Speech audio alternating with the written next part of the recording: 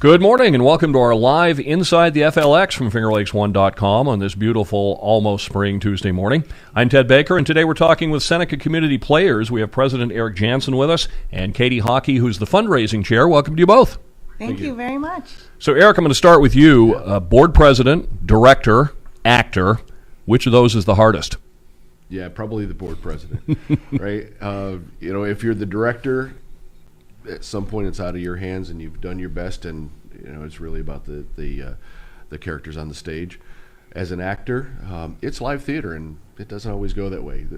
But the president, it's not just the board meeting every last Tuesday of the month. It's really, especially in these times where we've had the pandemic and we've had all of the things that go into a production. It's a full-time job. So that is far and away the most difficult. On your bio page, it says the craziest thing you've ever done is community theater. What got you the bug? Yeah, kind of a long story. It's a high school thing. I'm a local kid. I grew up in Phelps Clifton Springs, and theater's a big part of that community. And basically, it was a requirement to pass English. And from then, it's been downhill, and it is absolutely something I love to do with everything that I am. It's good fun, and it's community in a lot of ways. And Katie, in addition to raising money, you act as well, because everyone in community theater does everything. So you have to know how to sell tickets, run the popcorn machine, and sweep the floor afterwards. You did Morticia in the Addams Family. How was that? Definitely one of my favorite parts to play to date. She was just so fun to dig into. I mean, she's such an iconic character that I wanted to go back to the original cartoons that were done, the original show. And then, there's newer versions of her as well. But take a little bit of all of those and make one of my own Morticias. So. Oh, that's interesting, because I've talked to a lot of actors, and some take that approach where they try to look at all kinds of different portrayals of the character. Some don't want to do that and want to just give it their own thing. They don't want to be influenced by, what I mean? I guess we're all different in how we approach the part. It all depends on your director too, and how much freedom you're given there as well to really explore as an actor. So I was lucky enough that Deb Bly at the time, who was the director, really kind of just let me dig in. So it was fun. And some of those are iconic people you can't replace. Several years ago I directed Driving Miss Daisy, and you don't replace Jessica Tandy and that group. And so early on I said to the actors, Dan Aykroyd, Morgan Freeman, Jessica Tandy are not coming in that door. So let's not be them. Let's do what we do. And ultimately it really created a really tight group, and it created believable relationships, which is what is necessary in that show, which you couldn't have if I'm Eric playing Dan Aykroyd playing Bully. Does it become easier to direct actors you've worked with a lot of times, or are there advantages to having a fresh cast that you have no background with each other and you kind of start from a blank slate? Yeah, I think that the advantage to directing somebody you've directed before is kind of what their range is, what they can do, what they can't do, what their comfort levels are, and those are all things you have to explore with a new actor. Where the drawback is, where a new actor might be more fun, is wow, I have never seen that before, and what they can bring to a part, and that is huge most of the time. So this is the 50th anniversary season for Seneca Community Players, and there's a lot of things going on. You have a gala in September, but one of the things you're doing is reaching back to the past. Talk about trying to reconnect with people that have been involved before. So this has been a long process. So SCP started in 1972, and our home for most of those early years was at the Delavan Theater over at then Eisenhower, now the Chiropractic College, and I don't even remember the current name. And beyond that, we were kind of itinerant, and that is we would be in storefronts and we'd be in all that, and that gave us that opportunity to make connections, whether we were performing in a school, or we were performing at a winery, or in a storefront, all of those things, and they became really who SCP was. It was no longer just an organization, and it ranged from names that people know in Doug Avery, right, and very important, and is certainly a well-known name in Seneca Falls, to folks who you don't have any idea who they are, and they become that piece. And so as we started looking forward, and we kind of had drifted away from what we always did, right? We always did a young players production, we always did a musical, and we kind of drifted away from that. And so 2 years ago, members of the board reached out to some of those people who have been there since the beginning, and we had that conversation. Where do we want to go? We were blessed to get an endowment from Phil Plummer's estate. And really, part of the impetus around that 2019 meeting was, how do we reinvest that? And how do we make it not about SCP, but how do we make it about the community? And so really, I don't want to say marching orders, but we really got some really important feedback from those people who I respect, who we respect, and where we're going, and how do we get back to being that community piece. And so we started on that, and so that really led to Adam's Family and kind of the reinsertion of the musical, and then we had the pandemic. And so much of what we had planned to do really went by the wayside. And so this year is now kind of correcting that course and getting back to that feedback that we got from those people who've been there, done that. And then, the other part of that is, in the 20 plus years now that I've been involved, some of those people who touched me, who brought so much to this community and to this organization, have passed. And so there is that real sense of, is this the way John or Paul or Ralph would have wanted to do it? We want to honor a legacy that has already been kind of instilled and placed out, that, it's Seneca Community Players, and that community is key to us. And that's going to be a huge part of that 50th celebration this year. It is a show and reunion, celebrating, looking back on those past 50 years, how, who, and, how we've gotten to where we are, and now looking forward to the next 50 years. And, how will we continue to build that legacy? So. And I think what makes community theater special, it's one thing to do it for pay when you're doing it for the love of it. I mean, it does draw people closer together, and you want to keep that tradition moving forward while being true to the people that laid the foundation. Mm-hmm. Absolutely. And also, it's become tricky now with the pandemic and just with evolving technology and everything else. As a community theater group, where do we see our future? And how can we utilize all these newer, technologies and things that are coming to help us grow? One of the things we've been working on is a new platform that we're going to be using for ticketing sales, membership sales. We're going to have new merch available, just all kinds of things that we've never really been able to do before, and have it all in one space for you, easy to navigate and everything else. So that's one major change. Yeah, and that program is a program that is offered by a Broadway producer, specific to theater, specific to community theater and growing that. And so to be able to align a small community organization like ours with a Broadway level expertise, the opportunities for our community, for us, are huge. Mm-hmm. We talk about the pandemic. One of the things you're known for is Merry Christmas, George Bailey, the Lux Radio Theater edition. How did you do that in 2020? We did that as a Zoom. We did. My friend Seth Kennedy, who is also on the board as well, and I actually have directed that together for the last 4 or 5 years now. And the thing of that show too is that it's been a staple of our production company now for since 2005. Since I think 2005. It's something that we've done every year, and it's really become this kind of family. So it was important that we keep it going still in whatever sense we could. So 2020, we still did that Zoom reading of it with everyone. And when we were able to bring it back last year in person, right on Fall Street, right downtown in the middle of the festival, right in the heart of it. We still have people coming that don't know about the show. And for me, the whole festival stemmed from Merry Christmas, George Bailey. So for people that I run into on the street, who I was lucky enough to play Mary this year on the street as well, I always make sure to tell them, if there's one thing you don't want to miss at the festival, it is this show. Mm-hmm. it really encapsulates the heart of what It's a Wonderful Life is in about an hour and 15 minutes. We do those live sound effects in front of you, which people just really love to see too.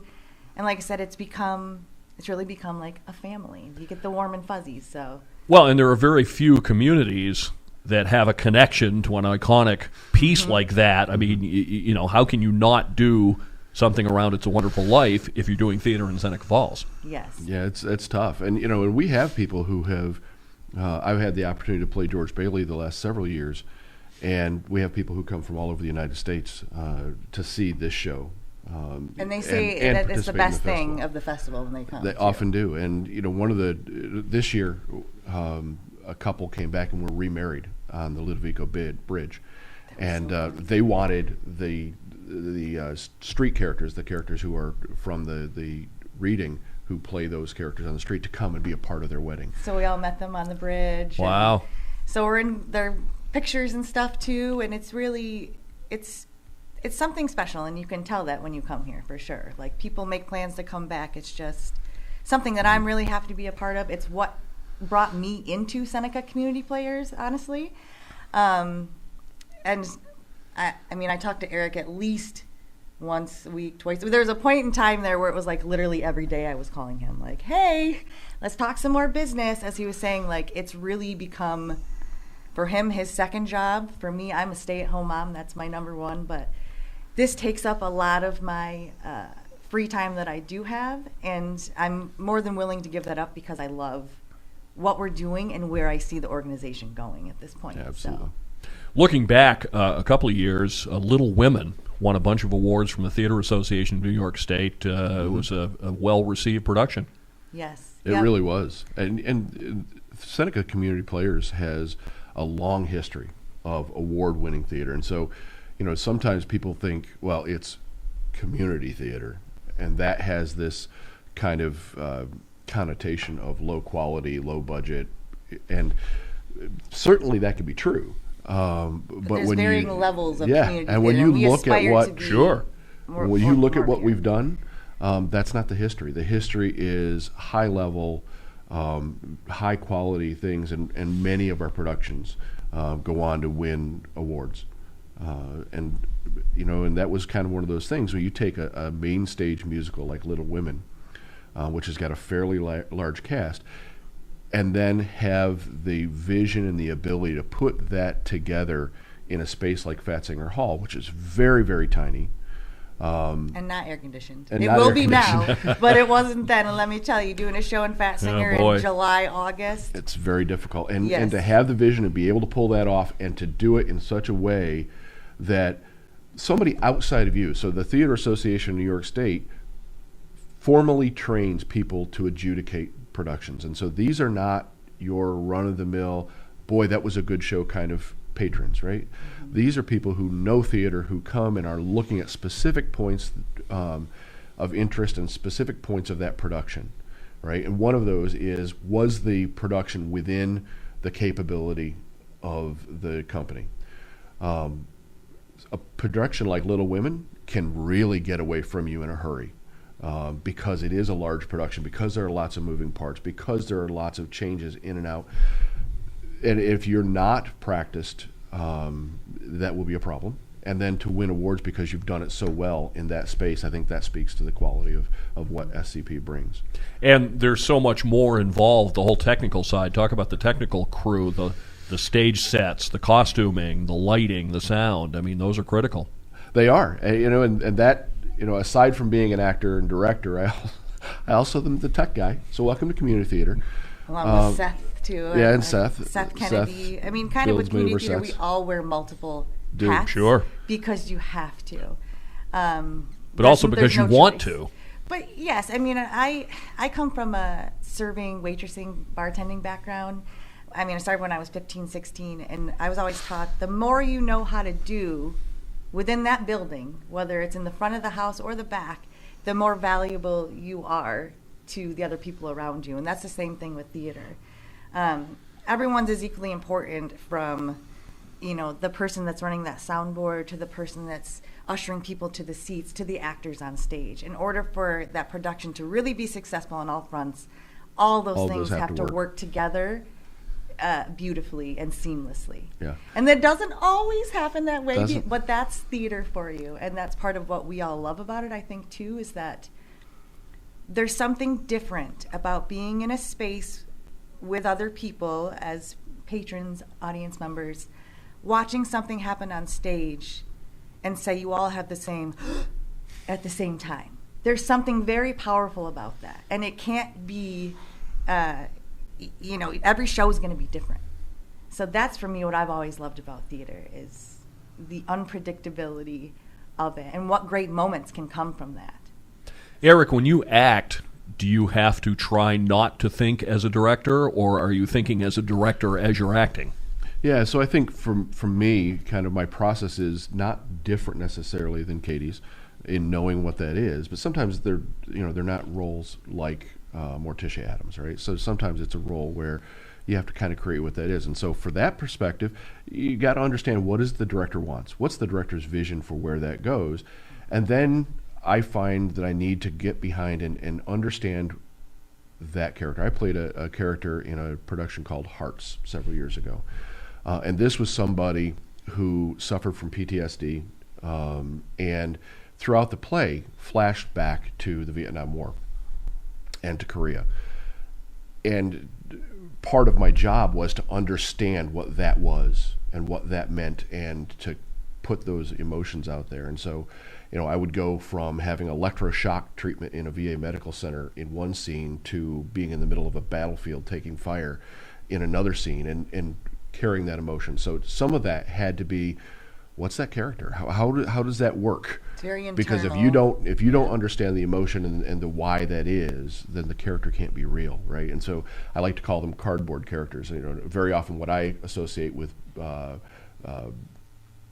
soap operas, right? They're very flat, two-dimensional kinds of characters in many cases, and they can't be if you're gonna try and convey those kinds of emotions, and you're gonna try and bring that audience into what you're doing. And you've got to have that audience on board with you, right? So one of the big challenges is the suspension of disbelief. People have to believe that they're seeing what's real and that it's really happening, and not that they're sitting in a chair in an auditorium somewhere. You talked earlier about these iconic characters like in Driving Miss Daisy or Morticia Adams. Would you rather do a character like that or one that the audience doesn't know as well, where you might have a little more freedom? See, you've had both the double-sided because you play George Bailey every year in Merry Christmas, George Bailey. Right. And literally, have you come to see the show yet? I haven't seen it. Well, I've shame heard on you. the recording You gotta come of this year. But if you close your eyes, that's the whole idea. It's a radio play, right? Close your eyes and just listen. You can picture that character in front of you. And for me, like, we couldn't do George Bailey without him at this point because he is my George Bailey. Like, unless Jimmy Stewart comes walking through that door back to life, like, he is my George Bailey. And that's the heart of that show. So you've kind of had, obviously when people walk in there, they know that's not Jimmy Stewart. Right. But he gets them to still, like you said, the suspension of belief. And people will say, well, do you do the voice? I know I can't do Jimmy Stewart's voice. No, but he has his inflections but I can do the meter and the inflections and those kinds of things, because in those things, because it's an iconic character, people get it, right? So there's a line where Jimmy Stewart is getting ready. He's in Gower's drugstore in the movie, and he's getting ready to get his suitcase to go to on his travel. And he has this line, Italy, Baghdad, and Samarkand, right?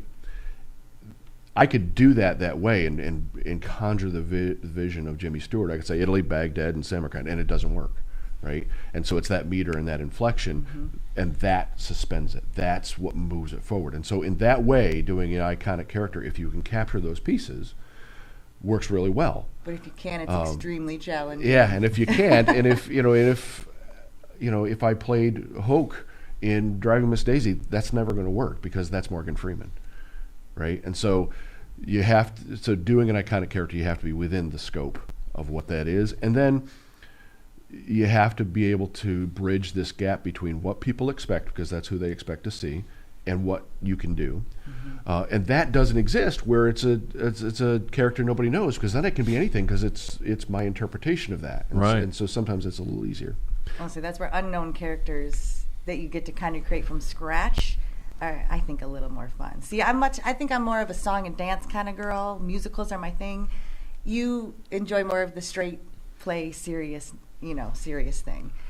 So it's two totally different kinds of shows, but we both share that same love of theater. And not to say that I would do a straight play, depending on who the other people were in it, but I prefer the song and dance kind of musical. When you talk about believability in an actor, I always admired Carroll O'Connor. He was believable as Archie Bunker, the Queen's bigot, and as the Southern Sheriff in The Heat of the Night. I mean, two completely different characters, but you believed both of those. I mean, that's how good he is. Yeah, absolutely right. Well, that's like, look at Jim Carrey now. Honestly, look at where he came from. Ace Ventura, all these Saturday Night Live, all this hokey stuff. And now he's kind of transitioned into more of a serious actor. And for someone that's as recognizable as that, to be able to look at them and whatever they're in and forget that they're an actual person in that moment and they're just that character, that's what we're striving for on stage every time. I mean, obviously, when we go see shows and stuff with people we know in them, that's the best part for me is when I know someone in a show and I'm like, oh my God, I forgot that was them for a second. I didn't know he could do that. Yeah, exactly. Yeah. And it's really wonderful to see things from people that you never expected.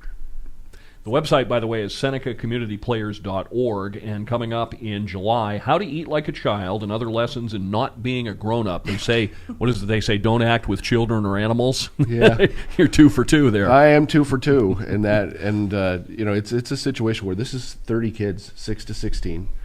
It's a musical, and it's a rebirth of the young players for Seneca Community Players. So there's a lot on this to do it right. I feel that pressure, and it's only March. You have lots of help, don't you? I have lots of help. But I think as I've when I'm preparing a show, I've now read How to Eat Like a Child probably 15 times. And so I know all the different places, and I start to get a vision for what that looks like. Do you mark up your script? I mark up my script, and so that is going to be a ton of fun, and to re-engage the community that we have. One of the places where we drifted apart was with the young players and not growing the community of actors. And we have got some phenomenal actors who have come out of Minders Academy, et cetera, and in the other areas as well.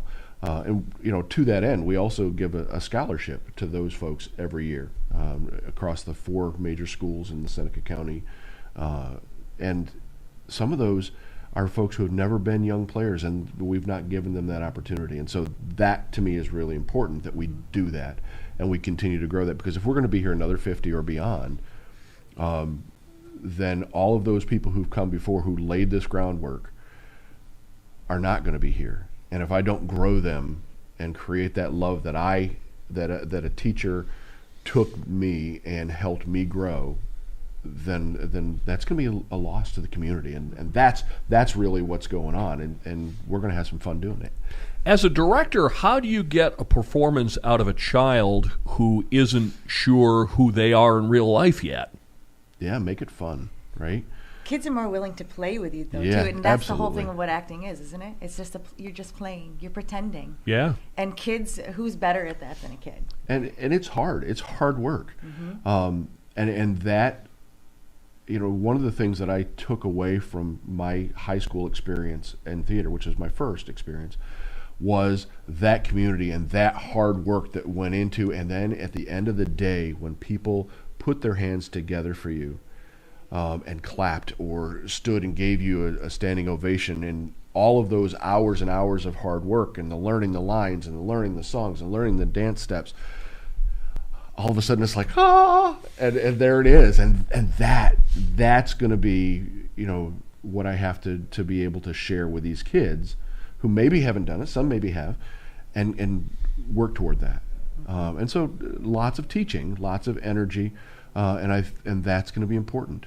And really, as a director in this position with kids, it's about teaching.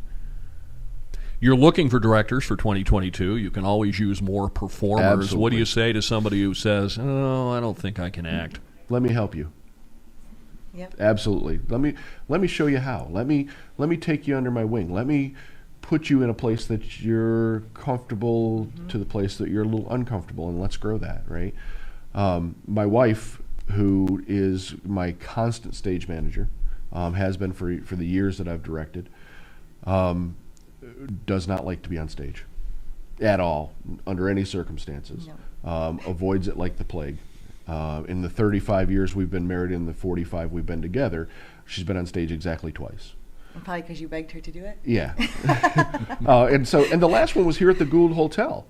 But it was something she knows, because it was a play about motherhood. So she felt more comfortable. And so all of a sudden she knew the material. And she was good. And so some of it is making it something they know, and that comfort, and you assuage the fears. Tell us about the 50th Anniversary Gala, September 17th. So we are going to be doing a big gala, reunion, show, all the things. It's going to have silent auction, numerous items for there we can bid on.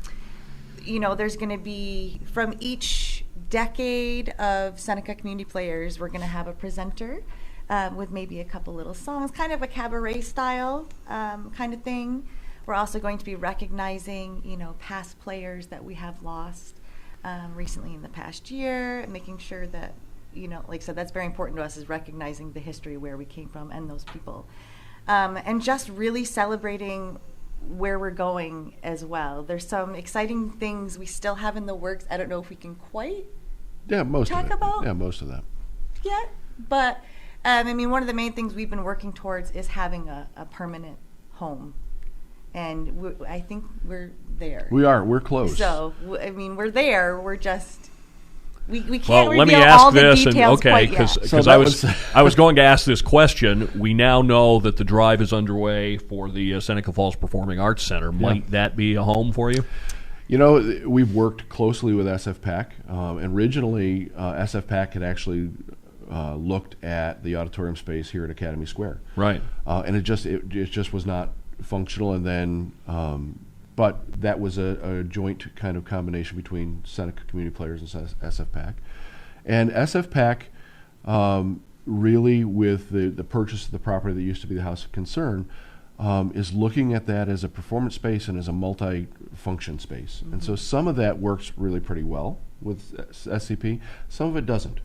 And so, while I would never say we wouldn't be in that space, because I very much like to be a part of that, and we may utilize it for something. And let's be honest, Seneca Community Players is often synonymous with Seneca Falls.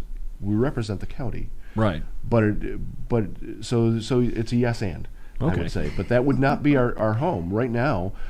We have entered into a licensing agreement for 2022 with 2x4 Construction, I think is their formal name, but they bought the Waterloo Main Street School and are rehabbing that into apartments. And so over the next year, they'll be working on that. So we entered into a licensing agreement for 2022, and we'll be performing all of our shows this year in that space, in the auditorium space at the Waterloo Middle School. And we're working with them for the future as to whether that would be, kind of what we want to do, and we're in progress with that. So that's important. Certainly, that formal announcement is theirs to make. So I'm not going to go there, but that is very much the direction that we're going. Katie, let's talk about fundraising and how the community can support theater. It's one of those things we take it for granted. It's always going to be there, but not unless it gets support.